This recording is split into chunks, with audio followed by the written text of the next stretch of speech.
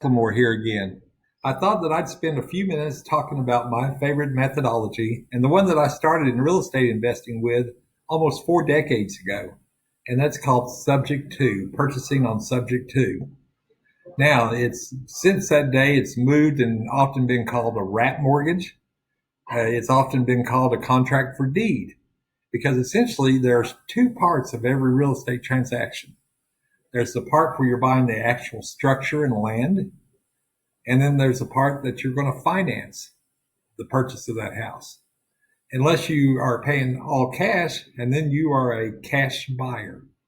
So what you do is you put out your marketing and you start trying to find houses of people who are in distress, or they have one of the reasons, as I just mentioned, divorce, loss of a job, a death, people moving in or out of the house, or just the need for a new location. And you'll find these people through, conversations with friends and neighbors, or you can advertise and market for them. When you find these people, you want to ask them for a tour of the house in which you're going to be recording everything that you would have to fix if you were to obtain that house. And I'll teach you how to do that in later trainings as you take the course.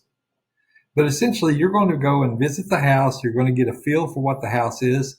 But most importantly, you're going to be talking with the homeowner about what their why is. Why do they want to move in the house?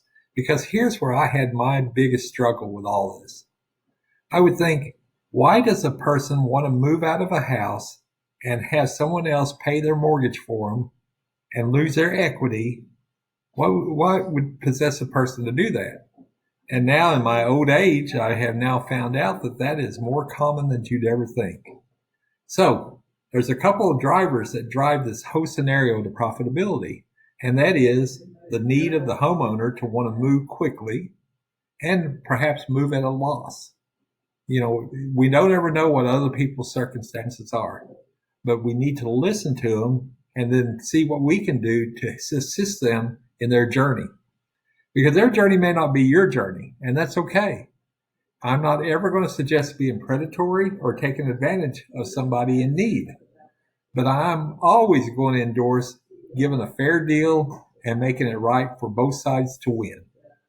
So when we do that, you start getting a real education in not chasing the shiny object and, seeing that the facade of this tarnishes with age, but you want to do a deal that's really good for everybody.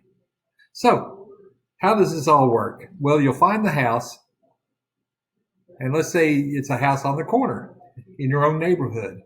You happen to know the owners, and they're telling you that they're going to be getting divorced, and that Joe is going to move to California to pursue his dream, and Jane's going to move to New York City with the kids and pursue her dream. And that's fine. I mean, it's always a terrible situation when that occurs, but now you at least have the understanding of what they want.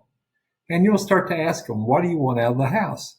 Sometimes people will be brutally honest and they'll say, hey, if I can just get out of this house and not have to pay a whole lot of money to sell it and do that, I may be interested in selling it.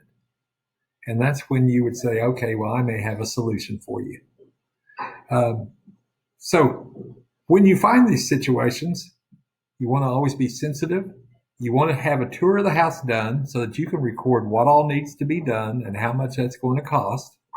But I have done, right now, I own over 16 different Subject 2s around the U.S., and most of them I bought for less than $5,000 equity. Even though there may be more equity, I would make arrangements where I would pay them a $5,000 fee a year or maybe every 2 years until I sold the house. People don't have a problem with losing money on paper. It's when they lose money for real that it bothers them. So as long as a person sees that there's going to be an upside to the deal, you're in control and in command. So, and I'll teach you how to expertly work with your homeowner to obtain them a good deal, make it fair to them, and make it very profitable to you. So now let me put this thing into some number range. Let's use a $100,000 house just for discussion. Let's say that you find a house that has a market value of $100,000 and that the owners owe $60,000 on the house. So there's a potential $40K equity for you right in that house, that if you can buy it for that. So for that $60K, you may want to offer them $5,000 moving money and cover the closing cost.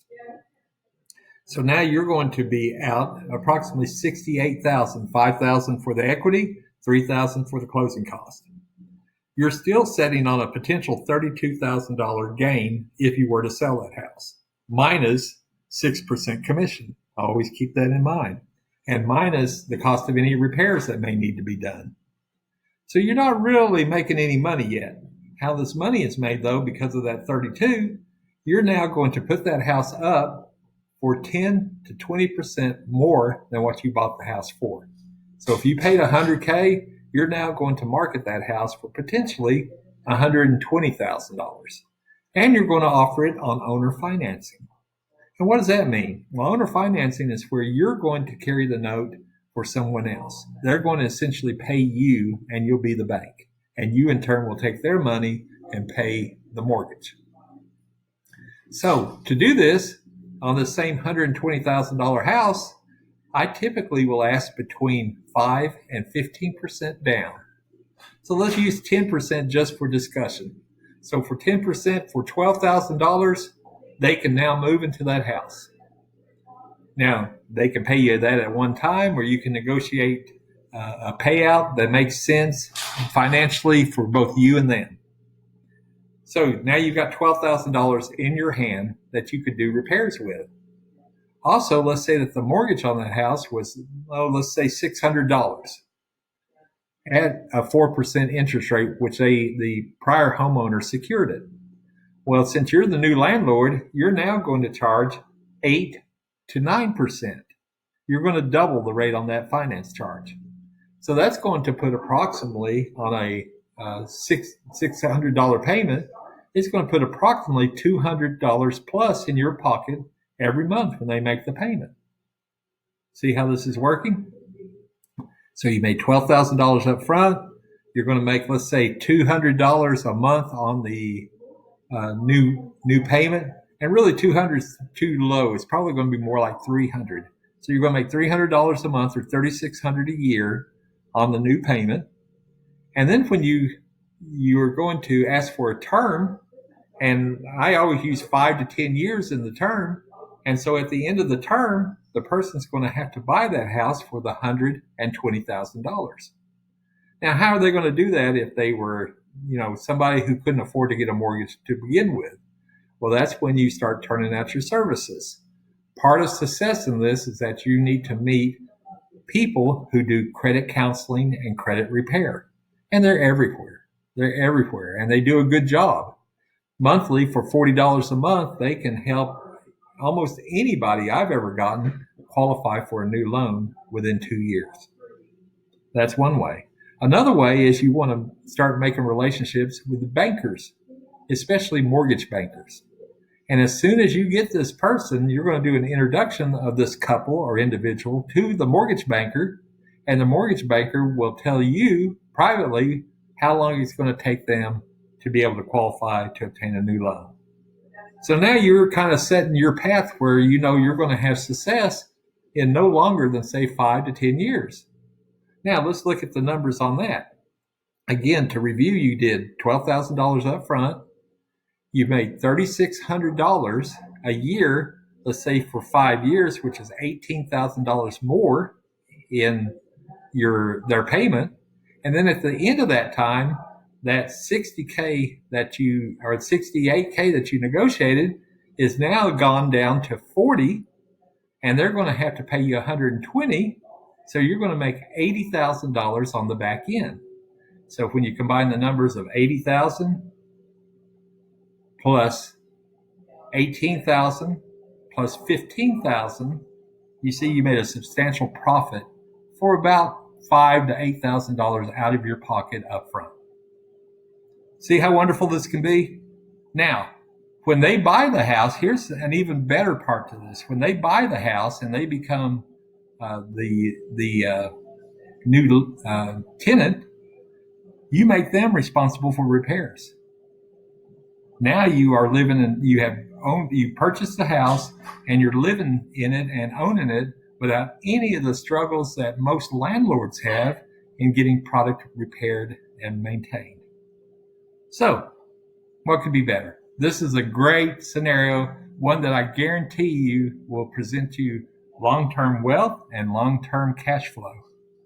So why don't you get excited and join me right now and become one of my VIP students, and I'll show you the details on how to execute this, how to market, how to find them, how to talk to them, how to negotiate prices with them, how to conduct inspections with them, how to find the mortgage bankers, how to find the credit builders, and finally how to just administer this through I use what are called loan servicers, who they actually pay, so I don't even have to touch the money. So this is a really good process that you too can enjoy and prosper and profit with. So thank you for listening to me. I appreciate it very much, and I look forward to serving you. Bye-bye.